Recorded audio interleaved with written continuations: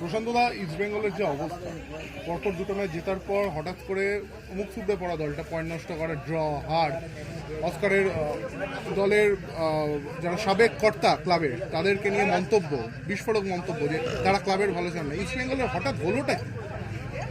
দেখো, অস্কার ব্রুজোর যে প্ল্যানিং ছিল, যেভাবে অস্কার ব্রুজো শুরু করেছিলেন, সেই পরবর্তী দুটো ম্যাচের পর আস্তে আস্তে তিনি প্ল্যানিং থেকে আউট হয়ে গেলেন। প্লেয়ার আমি কখন চেঞ্জ করবো? হাতে আমার স্টক প্লেয়ার আছে, আমি তাকে চেঞ্জ করতে পারি, কিন্তু ফরমেশনে কোন প্লেয়ারটা মানানসই হচ্ছে সেটা ভীষণ ইম্পর্টেন্ট। উনি যদি এখনও 2 বছর 3 বছরের মাথায় এসেও যদি না জানতে পারেন, তাহলে সেটা খুব দুর্ভাগ্য ইসমলের জন্য।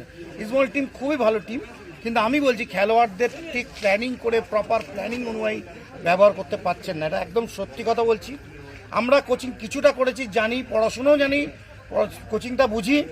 অস্কার ব্রুজো যে টেনাসিটিতে যে খেলতে চাইছেন হবে না। এই ইন্ডিয়ান সুপার লিগের যে ফরম্যাট আছে, তাদের first 5 matches is very much important.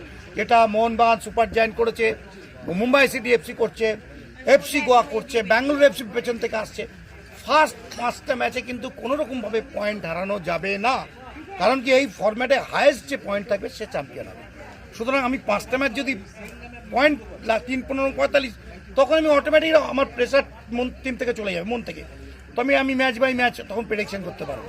আর এটা যদি লম্বা যদি হোমে না হয়ে প্রসেসে খেলা হতো, তাহলে আমরা একটা ড্র ঠিক আছে, একটা হার ঠিক আছে, কারণ কি আমরা তো হোমে পাবো বা অ্যাওয়ে ম্যাচ গিয়ে মেরে আসতে পারবো। এই জায়গায় ইসবলের প্ল্যানিংয়ের অভাব হচ্ছে। আর ইসবল সাপোর্টার হচ্ছে পৃথিবীর অন্যতম সেরা সাপোর্টার। আমি খেলেছি এই জার্সি পরে, আমি জানি সাপোর্টারদের আবেগ ভালোবাসা আজকে এত বছর ধরে পাচ্ছেন। এবছরটা আইএসএলকে টার্গেট করেছিল তাদের, 2-3টে ম্যাচ, একটা ম্যাচ হেরেছে, একটা ম্যাচ ড্র করেছে। সুতরাং দেখুন, কোচ এসছেন, উনি তো আমাদের এখানকার ফিলোজফি বুঝতে পারবেন না, এই যে আবেগ বুঝতে পারবেন না। ইসবল মানে আবেগ হচ্ছে ভারতবর্ষের মধ্যে একটা অন্য আবেগ। সেই জায়গাটা অস্কার ব্রুজোকে বুঝতে হবে। টিম এখনো যে খারাপ জায়গা আছে তা নয় পয়েন্টের বিচারে, কিন্তু ইসবলকে মানে ট্রফি, মানে চ্যাম্পিয়নশিপে থাকতে গেলে এখন পরপর 2-3টে ম্যাচ অন্তত জিততেই হবে, আদার দেন ট্র্যাকের বাইরে চলে যাবে। মোহামেডান স্পোর্টিং সামনে ম্যাচে, মোহামেডান বেশ মোটেই শক্তিহীন দল, ইন্ডিয়ান ব্রিগেড খেলবে।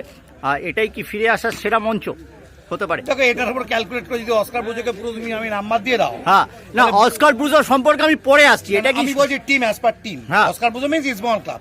ইসবল ক্লাব হয়তো পয়েন্টের ট্যালিতে মোহামেডানকে মারলে একটা ভালো জায়গা আসবে, আবার একটা লড়াই আসবে, কিন্তু এটাও বুঝতে হবে, এটাও ভাবতে হবে যে মোহামেডান কিন্তু তুলনামূলক অন্যান্য প্রতিদ্বন্দ্বীদের দলের তুলনায় একটু হলেও তারা কমা দল। এবছর অ্যাজ পার দ্য রেজাল্ট এখনো পর্যন্ত যা খেলা হয়েছে, যা দেখেছি, সেই জায়গাটা ইসবলকে এই ম্যাচটার সাথে সাথে বাকি ম্যাচগুলোতেও কিন্তু পয়েন্ট গেইন করতে হবে। এখন কিন্তু আর একটা পয়েন্ট হারালেও চলবে না। আমি একটা কথা বলছি, অস্কার ব্রুজো একটা বেফাস্ট মন্তব্য করলেন, টার্গেট করলেন সাবেক কর্তাদের কেরল ম্যাচের প্রি ম্যাচ প্রেস কনফারেন্সে। এটা কি পেশাদারিত্ব নমুনা? একদমই না। আমি প্রেসকে ওপেনলি কর্মকর্তা বা আমার ম্যানেজমেন্টের সম্বন্ধে আমি কমেন্ট করব, উনি বোধহয় নয়, প্রফেশনাল কোচ নয়। আমি ইংল্যান্ডে পড়াশোনা করেছি। It's not the proper place to talk like that. এটা একটা মিটিং হয় উইকেন্ডের শেষে, তো আপনার স্পন্সর এবং ক্লাবের একটা বডি অ্যালং উইথ কোচ, তারা কোচকে কোশ্চেন করে, প্রত্যেকটা উইকেন্ডে একটা রিভিউ হয়, এটা সেখানে এবং যেটা হচ্ছে কোচকে ফার্স্টলি কোশ্চেন করা হয় যে আপনার নেক্সট প্ল্যানিং কি চাইছেন আপনি। সেখানে কোচ বলে এই প্লেয়ার ম্যাচ করছে না, আমাকে এই প্লেয়ার দিতে হবে, বা এই প্লেয়ারটা হলে ভালো হয়। সমস্ত কিছু তখন তারা ফুলফিল করার চেষ্টা করে। রিভিউ মিটিংটা হচ্ছে না, হচ্ছে না। দেখো, আমি একটা কথা বলি, ইসবল ক্লাবে যারা অফিসিয়াল আছে, নিতুদা ফিতু তো অনেক অভিজ্ঞ, অনেক ফুটবল দেখেছে, অনেকটাই জানে। পল্টুদার আমলের লোক, পল্টুদা কেন কোচের সাথে দাঁড়িয়ে কথা বলতেন কিছুক্ষণ, ওনাদের চোখও কিন্তু ভ্যালুয়েবল, ওনারা মত দিতে পারেন, কিন্তু ডিসিশন নিতে হবে কোচকে, ম্যানেজমেন্টকে। সুতরাং এই জায়গায় ইসবল, আমি চাই যে ইসবল পরের ম্যাচগুলো থেকে আবার ফিরে আসুক। মোহামেডানকে যদি লক্ষ্য করে, তাহলে তার পরের ম্যাচটা কিন্তু অত্যন্ত ভাইরাল হয়ে দাঁড়াচ্ছে। সেই জন্য আমি বলবো মোহামেডান সিবলের না থাকাটা কতটা ফ্যাক্টর হচ্ছে। ইন্ডিয়ান ডিফেন্স হয়ে যাচ্ছে।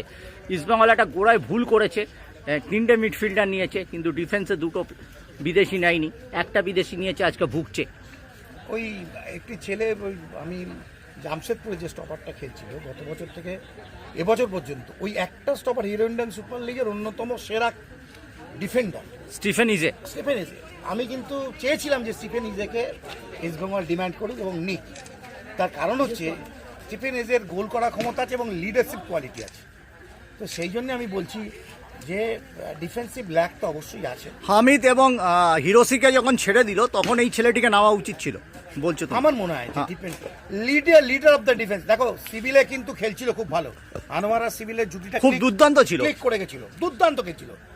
এখন the third, who's the third of defence? মন মানে অপশন অলরেয়ার, টম অলরেয়ার, আপনার রদ্রিগেজ আছে। সুতরাং ওরা দুটো বড় ডিফেন্ডার, সঙ্গে মেহতাবকে সিংকে নিয়েছে। সো এই তিনটে চারটের মধ্যে এইভাবে চালাচ্ছে ওরা, এইভাবে চালিয়ে নিয়ে যাচ্ছে।